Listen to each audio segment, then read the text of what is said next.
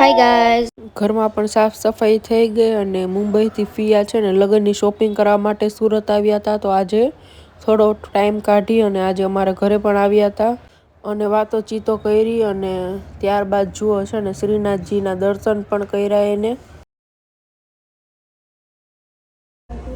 શું કહેશો? તમને ફોર વ્હીલ લીધી? ના ના, ફોર વ્હીલ ક્યાંથી લઈએ? કેમ? મેં વન્નાભાઈ મીક્યું હતું કે એના પપ્પા શું કાંઈ સાઇન કરતા હતા, ફોર વ્હીલ બધું હતું ને શોખ. કોને મૂક્યું? વન્નાભાઈ. કેમાં? ઇન્સ્ટા. ક્યારે? એના પપ્પાના. એના પપ્પા ને મારા પપ્પા તો એક જ છે. હા ભાઈ, તમારા પપ્પા. તો એમ કેશો એના પપ્પા. તમારા પપ્પા એને સાઇન નહોતા કરતા, મને લાગ્યું તમને ફોર વ્હીલ લીધી. અચ્છા, ના ના, ફોર વ્હીલ તો કાંઈ નથી લીધી જો ને. મને લાગ્યું ફોર વ્હીલ લીધી, કેમ બધી ફોર વ્હીલ ને બધું હતું. હે, બધું હતું ફોર વ્હીલ ને ઈ. તે જો ને જૂની ફોર વ્હીલ વેચી નાખી. જો હવે ક્યાં અહીંયા એટલે નકર તો ફોર વ્હીલ હોવી ન જોઈએ અહીંયા. બહાર લઈ ગયા વન્નાભાઈ. ના ના, જૂની ફોર વ્હીલ વેચી નાખી. નવી લીધી. નવી લીધી ને? તને ખબર પડી ગઈ હો યાર. પણ ઓલી ઈ હવે આવે તો જ તને બતાવવાની. કઈ લીધી? હવે હું નહીં કહું. મને કેટલા એના મેસેજ આવે છે, કોઈ જ નથી કહેતી. મને હે ને વનરાજની સ્ટોરી જોઈને મને હોતા ને મેસેજ આવે હે, હું એમ જ કહું છું ના ના ના ના. ઓલી ફોર વ્હીલ વેચી નાખી, મેં જોયું. મને ઈ વિડીયો હે ને મને વનરાજે કીધું હતું કે ફોર વ્હીલ લઈને જાય ને વિડીયો તું ઉતારીને મને મોકલજે. તો ઈ તો મેં મૂક્યો, ઓલા ઉતારીને એને મોકલો વિડીયો. આ જૂની ફોર વ્હીલ કા લઈ ગયા ને ઓલા. આજે આવશે. કોણ? આજે. ના ના, હજી આજ નહીં આવે. હજી ત્યાંથી ડાયરેક્ટ જ્યાં બધું કામ કરાવવું છે ને ત્યાં મોકલી દીધી. બધું નવું નવું નખાવાનું અલગ હોય ને, જે વધારે એક્સ્ટ્રા કામ કરાવવું હોય ને ત્યાંથી ડાયરેક્ટ ત્યાં જ મોકલી દીધી. એટલે એક સાઇન કર્યું, નકર એમ ન કરે સાઇન. હા. તું તો ભાઈ નોટ છો. મેં કીધું આયુષ, મને વિચાર નહોતો તને ખબર પડી જાય એમ. હા, મને ન ખબર પડે, બને જ નહીં. બને જ નહીં, એ વાત સાચી તારી. તને પડી જ જાય ખબર. હે? હું ન્યુ એડેડમાં છે. કાંઈ નહીં. કાંઈ નથી હો.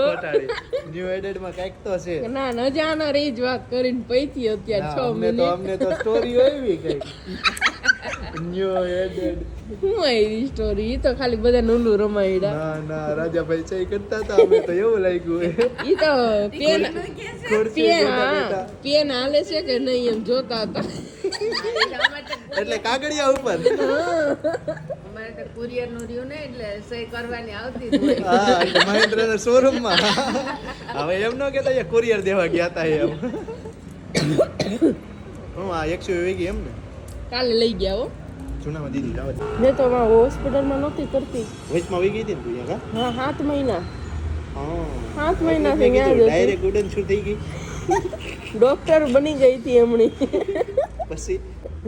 પછી જો તબિયત હમણાં ખરાબ ને છે એટલે પાછું ન ચાલ્યું. પાછી પબ્લિક સર્વેન્ટમાં આવી ગઈ. પૈસા માં કીધું ક્યાં આવે, હાથે વધી જશે.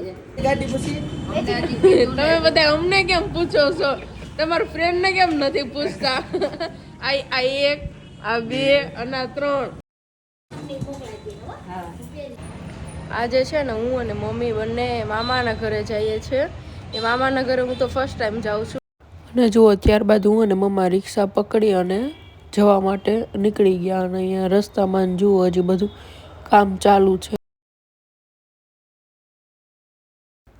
ત્યારબાદ જુઓ, મામી એડ્રેસ આપ્યું હતું ને ત્યાં અમે લોકો પહોંચી પણ ગયા. અને મામી અમને સામે લેવા પણ આવ્યા હતા. તો હવે અમે મામીના ઘરે જઈએ છીએ. અને જુઓ, આ બિલ્ડિંગ છે જ્યાં મામી રહે છે. એટલી સરસની મોટી મોટી બધી બિલ્ડિંગો છે અને એટલું બધું સરસનું ડેવલપ થયું છે ને એ સાઈડ જ્યાં મામા લોકો રહે છે એ સાઈડ. અને એટલું મોટું પાર્કિંગ છે જ્યાં બધાની ગાડીઓ પણ રહી છે. અને મામા લોકોની સામે જે રહે છે ને ત્યાં જ મેરેજ પણ હતા. ત્યારબાદ જુઓ, મેં તેના ઘરે સરસ મંદિરે દર્શન કર્યા અને તમને લોકોને પણ હું દર્શન કરાવું છું. તમારી પણ જે કંઈ ઈચ્છા હોય ને ભગવાન પૂરી કરે.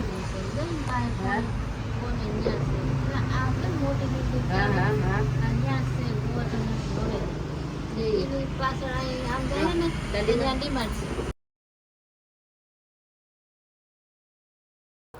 બધા લોકો સાથે બેઠા હતા અને વાતચીતો કરી, મજા આવી. કેમ ટાઈમ વયો ગયો ખબર જ ના પડી. અને ત્યારબાદ હું અને મમ્મી ઘરે જવા માટે રિક્ષા પકડી અને નીકળી ગયા, કેમ કે રોકી પણ ઘરે એકલો છે. રિક્ષામાંથી અમારા ઘર પાસે જ અમે ઉતરી ગયા હતા સબ્જી લેવા માટે, અને અહીંયાથી સબ્જી લઈ અને પછી જ અમે ઘરે જશું. અને શાયદ હું અહીંયા કેટલા મહિના પછી કે વરસ પછી મમ્મી જોડે સબ્જી લેવા આવી હશે, કેમ કે મમ્મી જ સબ્જી લેવા આવતા હોય એટલે હું અહીંયા નથી આવી. આ તો આજે મામીના ઘરે ગયા હતા એટલે રિટર્નમાં આવતા હતા તો હું પણ ઉતરી ગઈ મમ્મી જોડે. અને જો શિયાળો છે એટલે સબ્જી પણ બધી બહુ જ સારી મળે, એટલે મમ્મી અત્યારે સબ્જી લે છે અને હવે અમે ઘરે પહોંચી ગયા. શું કરતો હતો દીકુ? શું કરતો હતો દીકુ તું?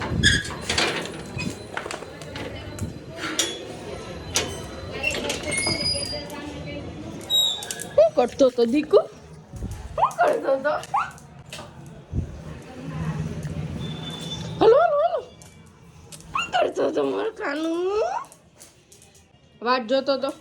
ઓ માં દીકો, જા મમ્મી પાઈ જા.